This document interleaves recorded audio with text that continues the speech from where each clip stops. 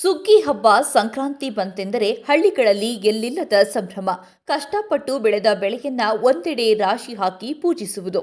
ವರ್ಷವಿಡೀ ರೈತನ ಬೆನ್ನೆಲುಬಾಗಿ ದುಡಿದ ಎತ್ತುಗಳನ್ನ ಸಿಂಗರಿಸಿ ಪೂಜೆ ಮಾಡಿ ಕಿಚ್ಚಾಯಿಸೋದನ್ನ ನೋಡೋದೇ ಒಂದು ಸಂಭ್ರಮ. ಈ ಬಾರಿ ಸಂಕ್ರಾಂತಿಗೆ ನಗರದ ಜನತೆ ಸಜ್ಜಾಗ್ತಿದ್ದಾರೆ. ಆದರೆ ಗ್ರಾಮೀಣ ಭಾಗದಲ್ಲಿ ಸಂಕ್ರಾಂತಿ ಸೊಗಡಿಲ್ಲದಂತಾಗಿದೆ. ರಾಜ್ಯಾದ್ಯಂತ ಬರ ಆವರಿಸಿದ್ದು, ಈ ಬಾರಿ ಉತ್ತಮ ಮಳೆಯಾಗದೆ ಬೆಳೆಯಾಗದೆ ಅನ್ನದಾತರು ಸಂಕಷ್ಟಕ್ಕೆ ಸಿಲುಕಿದ್ದಾರೆ.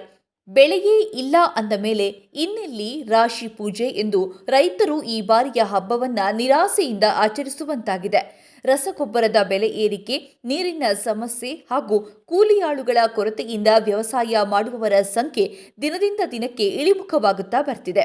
ಜಮೀನುಗಳು ಪಾಳು ಬೀಳ್ತಿವೆ. ಆದರೆ ಇನ್ನೂ ಕೆಲವರು ನಮ್ಮ ಸಂಪ್ರದಾಯ ಬಿಡಬಾರದೆಂದು ಕಷ್ಟವೋ ಸುಖವೋ ಎಂದು ಕೃಷಿ ಮಾಡ್ತಿದ್ದಾರೆ. ಆದರೆ ಸಾಂಪ್ರದಾಯಿಕ ಕೃಷಿಯಲ್ಲಿ ಯಂತ್ರದ ಕೃಷಿ ಮಾಡುವಂತಹ ಪರಿಸ್ಥಿತಿ ಇದು ಅನಿವಾರ್ಯವೂ ಹೌದು.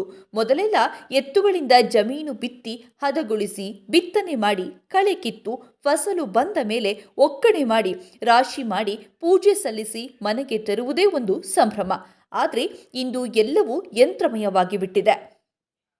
ಜಮೀನು ಉಳುಮೆ ಮಾಡೋದ್ರಿಂದ ಹಿಡಿದು ಮನೆಗೆ ತರುವವರೆಗೂ ಎಲ್ಲ ಯಂತ್ರಗಳದ್ದೇ ಕಾರುಬಾರು.